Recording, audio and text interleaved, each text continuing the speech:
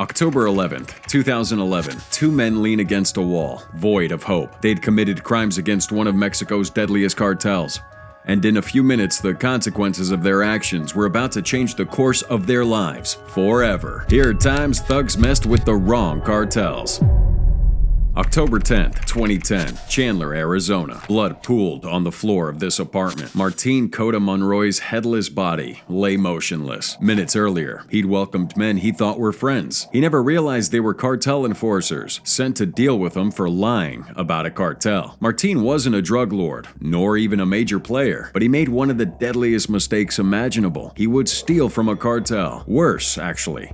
He lied about it to him. Now, he was linked to a trafficking ring known as PEI Estatales, connected to the powerful Sinaloa cartel. According to reports, he helped himself to a shipment containing roughly 400 pounds of marijuana, along with a stash of methamphetamine. He didn't just skim a bit off the top. He took it all. Instead of owning up, he fed the cartel a lie. He claimed that the U.S. Border Patrol had intercepted those drugs. Maybe he'd believed the story would buy him time. Maybe he thought the distance would protect him. Either way, he underestimated who he was dealing with. The cartel operates on three pillars: loyalty, fear, and control. Martin violated all of them. And lies, especially ones involving product and money, aren't tolerated. He knew he couldn't talk his way out of it, so he ran. He flees across the border and lands in Chandler. He tried to disappear, keeping a low profile, hoping he could outrun the consequences. But cartels don't forget, and they never forgive. If you steal from them, they will find you. So not long after settling in, Martin's past obviously caught up with him. The cartel sent their sicarios,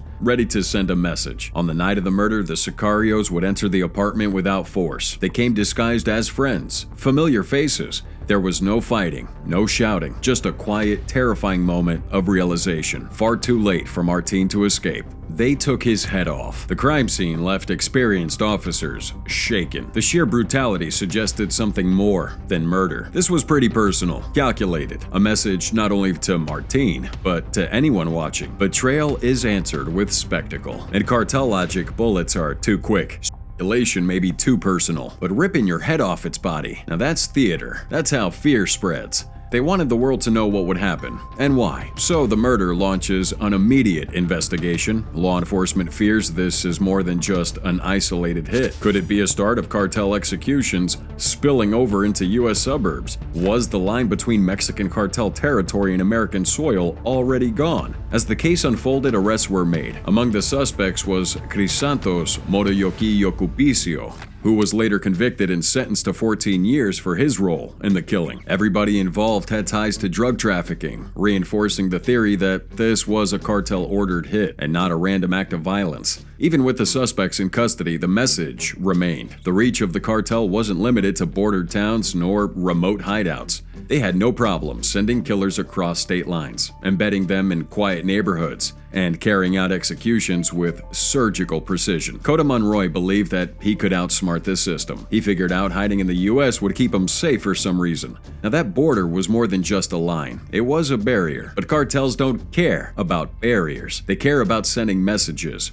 And this one was pretty clear. His death rocked law enforcement. The brutality of it, the planning, the symbolism, it's all pointed to an escalation. I mean, if cartels are willing to decapitate a man inside the U.S., what came next? More hits? More messages? Was this a turning point? The FBI and other federal agencies took notice. Resources were diverted. Investigations expanded, and cartel activity inside the U.S. began receiving a new level of scrutiny. Suddenly, the idea of a cartel war playing out in a quiet American city didn't seem so far-fetched. Monroy thought he could disappear, steal, lie, start over, but with cartels you don't get a second chance. The rules are brutal, and betrayal isn't met with warnings. It's met with an execution designed to send a message. His death did more than end a life. His death was pretty hardcore, rocking law enforcement, forcing a shift in how agencies confront cartel threats, and it left a permanent scar on a quiet Arizona town.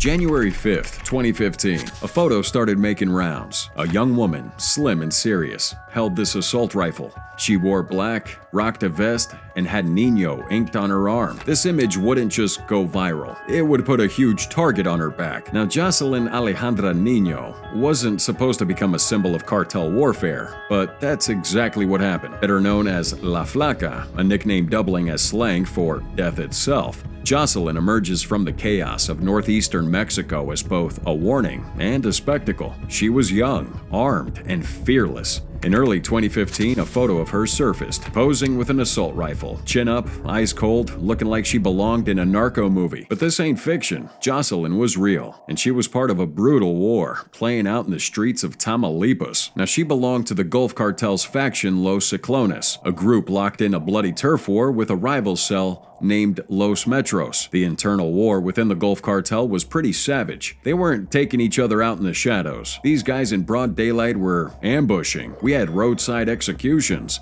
and bodies strung from bridges. I mean, Jocelyn wasn't just a part of it, she was also advertising it. So when you have this photo showing a young woman with a gun, it kinda taunts enemies, suggesting some type of fearlessness, and would definitely mark her with a target. Social media exploded with this image. And while some did glamorize it, others recognized it for what it was, a death sentence. In cartel territory, visibility is a liability. Jocelyn had just become a symbol, and in cartel logic, symbols need to be destroyed. On April 13th, 2015, that symbol was silenced. A red cooler was found abandoned in a Matamoros parking lot, not far from the Veterans International Bridge. Inside were 3 mutilated bodies, 1 male, 2 female. Dismembered, disfigured, discarded. One tattoo on a severed arm confirmed what many feared. It was Jocelyn. She'd been kidnapped, tortured.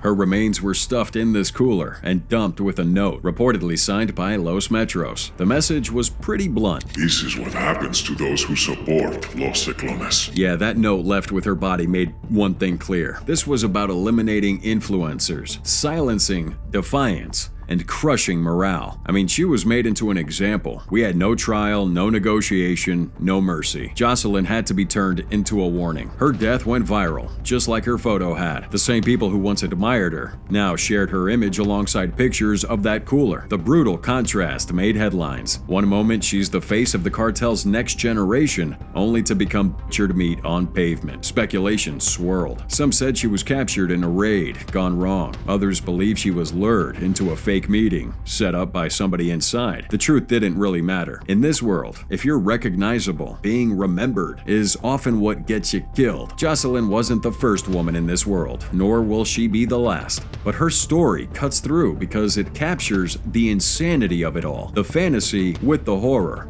the pride and the punishment. In the eyes of her killers, she made herself too visible. A woman with a gun, a name, and a reputation. That was enough. Her body wasn't just disposed of. They displayed it. She'd been marked for death the moment that photo hit the internet. There's no loyalty in cartel warfare. No protection, even if you kill for them. Jocelyn definitely knew the risks, but maybe she thought she'd be spared. Maybe she believed in the hype around her image.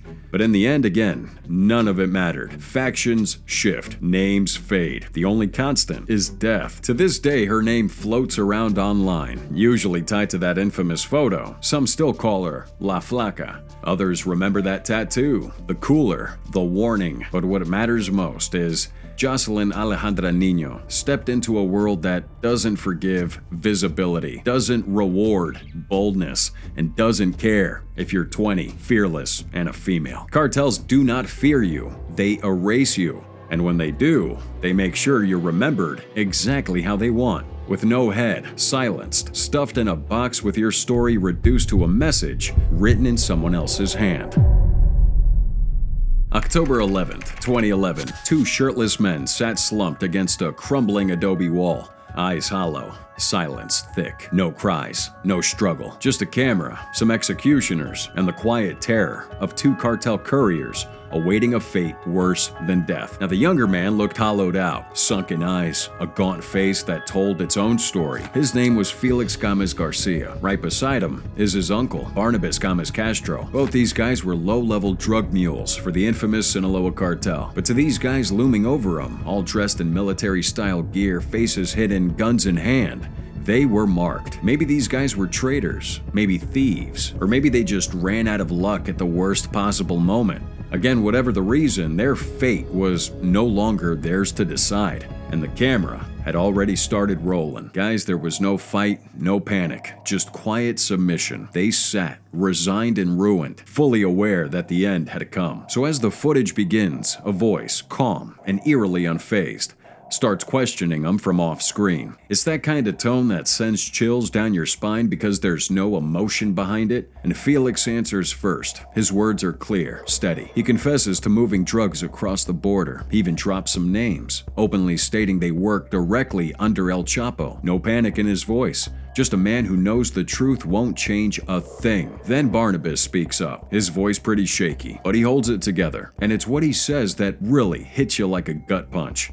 He doesn't beg. He doesn't plead. Instead, he delivers a warning. Not to the killers, but to whoever's watching this video. You never come back, He says, with these people. You don't joke around. Think hard before you cross them. El Chapo's people aren't who they pretend to be. His words hang in the air like a final truth, more than a confession. It feels like a dying man's last plea to the world. Don't follow this path. Then silence. A masked executioner steps forward, chainsaw in hand, and it starts with a roar. Barnabas turns his head slightly, almost like he's made peace with what's coming. And then it begins. That chainsaw tears into his neck, blood splashing on the wall. His head is gone in moments. It's horrifying, fast, brutal. But when they move toward Felix, the chainsaw slips. It cuts deep into his arm. He doesn't even react, not even a flinch. This might have been adrenaline, drugs, or maybe just complete surrender. No one knows. Then it gets worse. They don't finish him with a chainsaw. They switch to a knife, and this time it's slow, sloppy. The killer fumbles like he's unsure how to do it properly.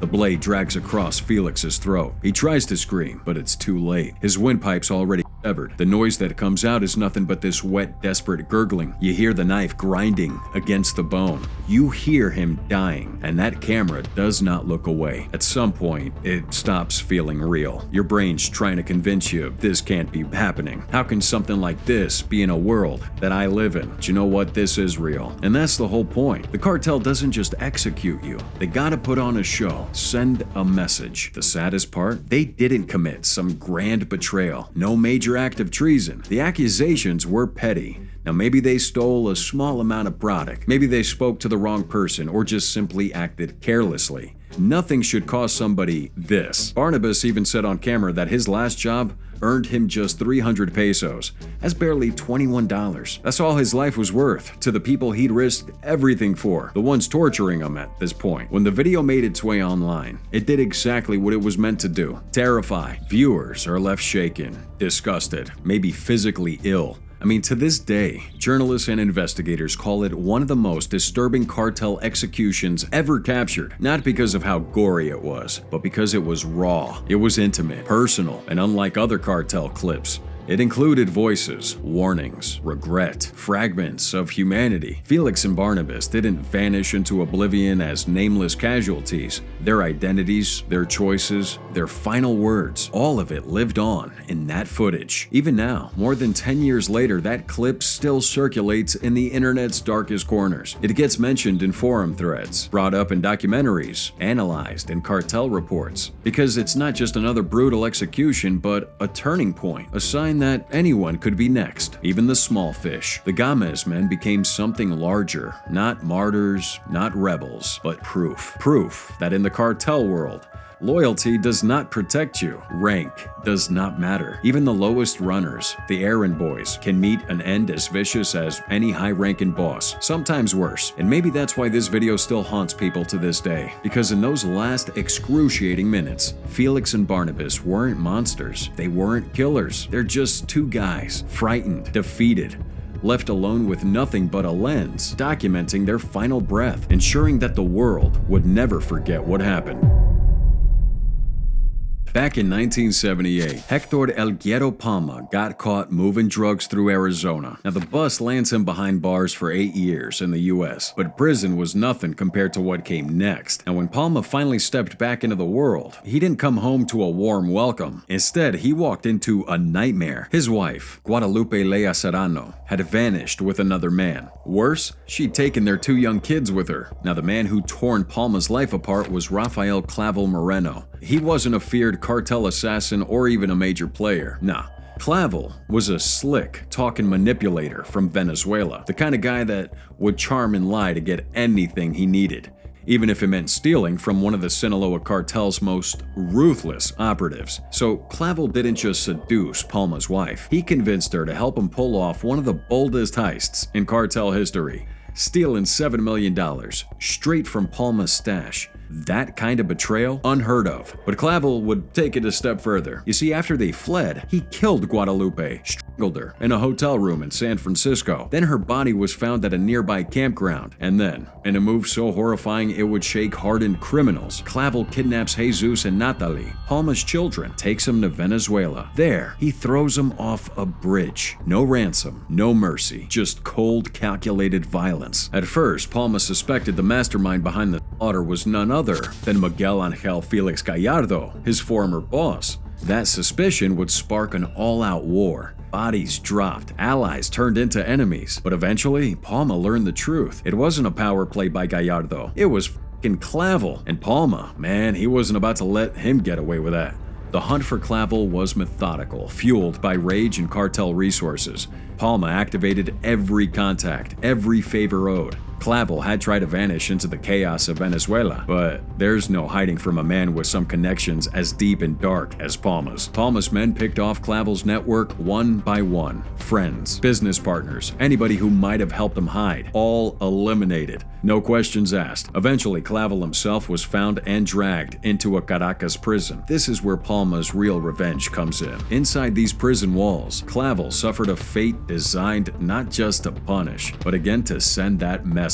He was assaulted, stabbed, and ultimately castrated. His screams echoed throughout the concrete until silence took over. When it was over, his corpse was dumped like garbage, discarded without ceremony. For Palma, this wasn't about revenge. It was all about restoring balance. Clavel had crossed a major line. He wasn't a kingpin playing that long game. This guy was a reckless thief who thought he could outsmart men built from violence and loyalty. Clavel's downfall wasn't tragic. It was inevitable. He thought he was making a power move. Instead, he walked straight into a storm of vengeance, triggered by betrayal and fueled by blood. His story wouldn't end in riches or respect, but in a Venezuelan prison cell, destroyed by the very world he tried to exploit. And just to understand how deep the consequences went, this wasn't just business, it was personal. Palma had lost his family in the most gut-wrenching way possible. That kind of pain that turns men into monsters, especially if these men already have a reputation for brutality. So for Palma, again, this wasn't revenge for the sake of image, but grief turned into fury. Rafael Clavel thought he was outsmarting a system, dancing through the shadows with a bag of cash and a dead woman in his wake. He would assume the cartels were too chaotic to even chase him across borders. But Clavel didn't understand that loyalty and blood run deeper in the underworld than anything else. It took time, but the pieces fell into place.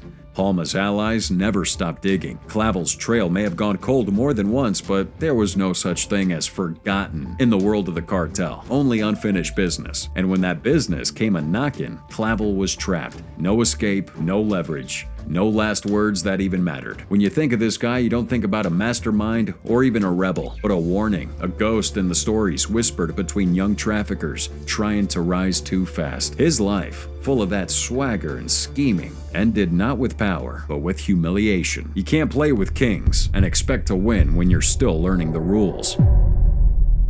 It was just another quiet night in Oregon on April 14th, 2019. A truck towing a horse trailer pulled away from a ranch in Malala and rolled down a deserted country road. The silence of the evening was typical until a motorcyclist passing by made a horrifying discovery. There, lying in the middle of the road, was a man's body, arms and legs stretched out like a snow angel. I mean, this grim sight wasn't just shocking, but it was a signal that something dark had gone down in the Pacific Northwest. That man was 35 25-year-old Ricardo Corral Moreno, a resident of Vancouver, Washington. Now, what seemed like a tragic accident turned out to be something much deeper and more chilling. You see, Ricardo wasn't just a random victim, but somebody tangled in a web of drug trafficking, and that web had finally pulled him under. According to authorities, he owed a staggering $90,000 to a powerful Mexican drug cartel operating in the region. Now, that kind of debt doesn't go unnoticed, and it certainly doesn't get forgiven. Ricardo probably thought he could keep some kind of distance, maybe even vanish into the American landscape. After all, how far would a cartel really go across the border to collect the debt, right?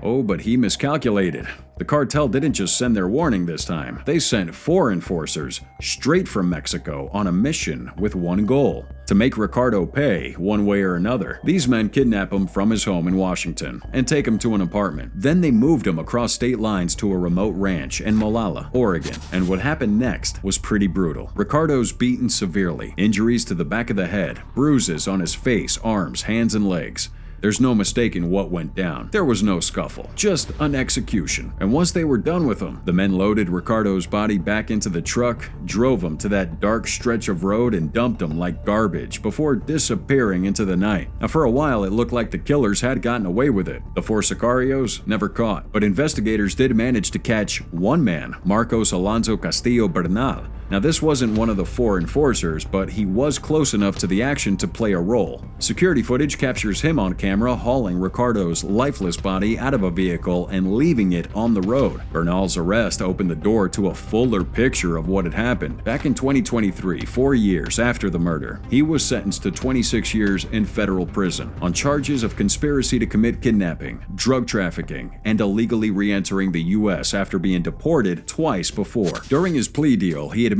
to helping guard Ricardo and dispose of his body, but he denies being part of the actual kidnapping or murder. According to him, he didn't have a choice. When the cartel gives you orders, you don't really say no. Not unless you want to put your entire family at risk. So during the hearing, Ricardo's sister gave an emotional plea, asking the court to hand down a life sentence. Her family had lost everything, and to her, 26 years didn't really feel like justice.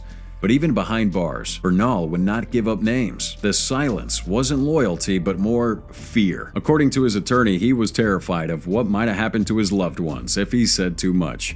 That's the kind of control cartels thrive on. It doesn't end with a crime. It stretches into every corner of a person's life, long after the blood has been washed away. This whole case painted a real disturbing picture of just how far-reaching and dangerous these cartels can be, even across national borders. Now, here's a man who thought he could outpace the consequences of his debt, who assumed that being in the U.S. might shield him from the cartel's wrath. Oh, but the cartel made it clear, no one is out of reach. If you owe them, they will collect, sooner or later, one way or another. It's a brutal truth, and Ricardo paid the ultimate price for learning it too late. His murder wasn't just a punishment. Again, it's a warning. And the way that body was left on the road, man, that was no accident, but a message to anyone else who thought they could cheat or run. What happened to Ricardo Corral Moreno is more than a crime story. It's a terrifying reminder that once you're in, there's pretty much no way out. And if you're crossing the wrong people, you don't get second chances.